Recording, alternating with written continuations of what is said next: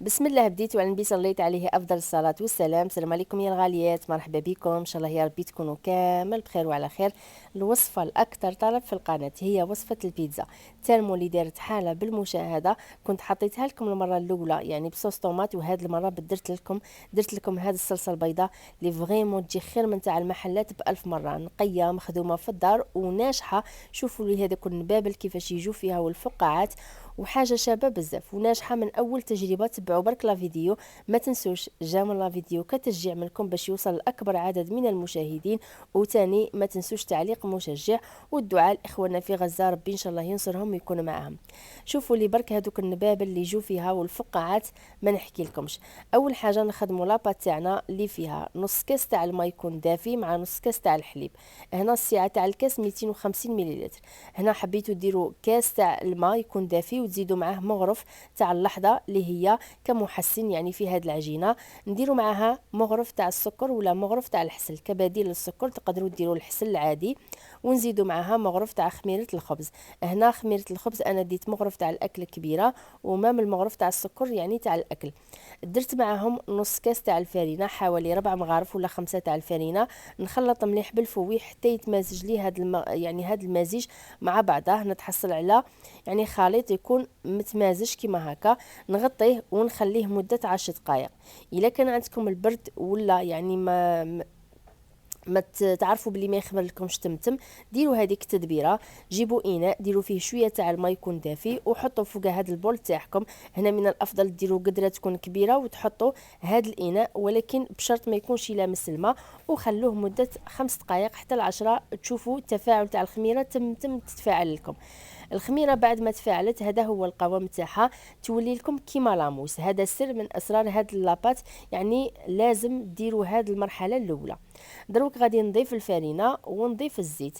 بالنسبه للزيت في العجينه تاع البيتزا لازم تستعملوا زيت الزيتون باش تعطيكم ذوق شباب ومميز كيما تاع المحلات بيان سور. شوفوا معايا انا استعملت هنا اوليزوا، ما شاء الله ريحته زكيه والطعم تاعه بنين، ويعني في الوصفات ولا في الوصفات الطبيه يجي ما شاء الله.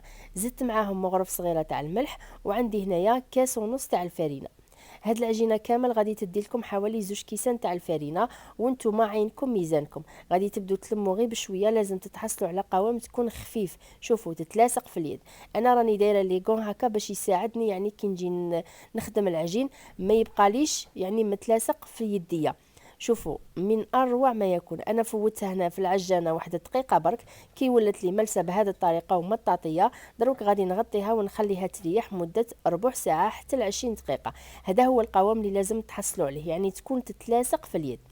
نخليها تريح ونروحوا نخدموا لافاخس تاعنا. استعملت هنا نص صدر تاع الدجاج، قطعتها هكا مربعات، درت معاهم شويه زيت الزيتون وخليتهم يتقلاو على نار تكون قويه. زدت هنا شويه تاع التوابل، عندي توابل الفرماج وعندي شويه تاع الزعتره والفلفل الاسود والثوم بودره. وبيان سور ابخي نديرو شويه تاع الملح ونخليهم يتقلاو. هذيك الصلصه البيضاء استعملت فيها علبه تاع كريمه الطبخ، انا استعملت هنا هذه لو ماتر. واستعملت كذلك الفرماج، انا استعملت الفرماج طري، درت مغرف حتى 2 مغارف يعني على حسب يعني اللي كان عندكم. استعملت مغرف تكون معمره تاع الفرماج طري، واستعملت شويه تاع الفرماج المبشور وميكسيت مليح. زدت شويه تاع التوابل باش هذه الصلصه تجيني بنينه. درت فيها شويه تاع الثوم بودره، شويه تاع الملح وشويه تاع الحرور. حبيتوا تزيدوا شويه تاع الزعتره تاني تقدروا تزيدوا، والميكسيها بالبغا ميكسي حتى نتحصل على ان صوص تكون خفيفه والقوام تاعها يكون متجانس، يعني ما تكونش فيها الحبيبات بزاف. المهم غادي كلشي يذوب لكم في الفوغ، ولكن هذا هو القوام اللي غادي تحصلوا عليه. نخليها بجهه ونروحوا نخدموا لاباط تاعنا اللي كانت ريحت يعني دات لي واحد الربع ساعه بهذيك التتبيله اللي عطيتها لكم.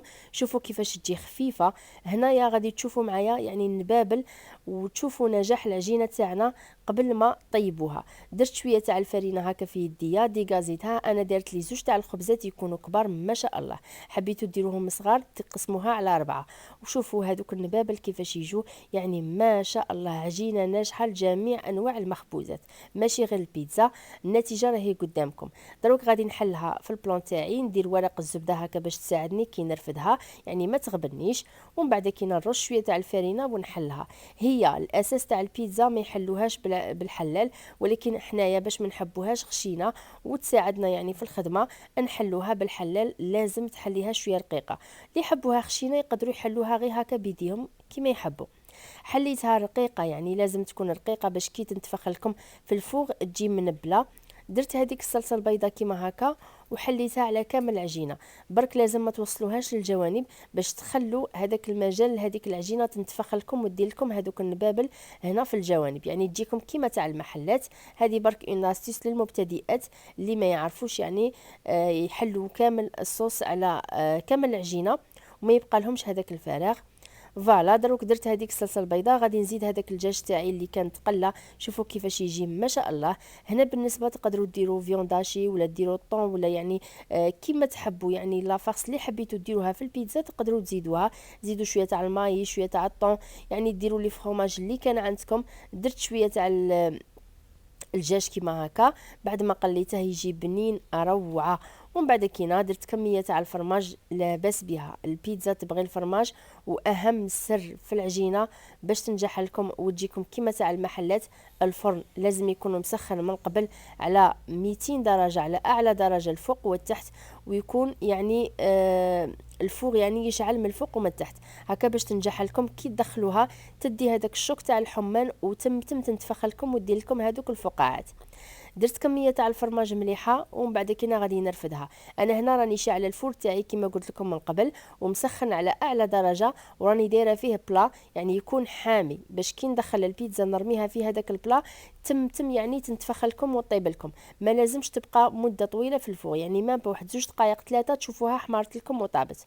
وهذه هي النتيجه. كي خرجتها زدت لها برك شويه تاع زيت زيتون من الفوق، زدت لها شويه تاع الاعشاب هكا ولا زعتره كيما حبيتو، وقدموها. الا حبيتوا ديروا لها زيت عفوا الزيتون هكا كتزيين، ولا تزيدوا لها اي حاجه حبيتوها. هذه هي البيتزا تاعنا، تجي ما شاء الله، تجي روعه ناجحه وبنينه ما نحكي لكمش. شوفوا قد ما تبغوا البيتزا تاع الصلصه الحمراء غادي كي تجربوا هذه غادي تولوا تعجبكم وتولوا ديروها غير بالصلصه البيضاء. حاجه خفيفه وبنينه وتجي رائعه. ما عليا غير نقول لكم حبيباتي وصلنا لنهايه لا فيديو تاع اليوم. ان شاء الله الوصفه عجبتكم وان شاء الله تجربوها كما جربتوا الوصفات السابقه. ونقول للاخوات اللي راهم يجربوا شكرا بزاف على ثقتكم، يعني شرف كبير ليا وفرحه كبيره كي تجربوا وصفاتي هكا وتنجحوا فيهم. والحمد لله يعني كامل الاخوات اللي جربوا نجحوا من اول تجربه. نقول لكم حبيباتي ما عليكم غير تجربوها. تبعتوا لي كامل تطبيقاتكم في الانستغرام كويزين فاطمه الجزائريه، ولا في التيك توك ولا في الفيسبوك. ما بقى لي غير نقول لكم خليتكم في امان الله وحفظه، والسلام.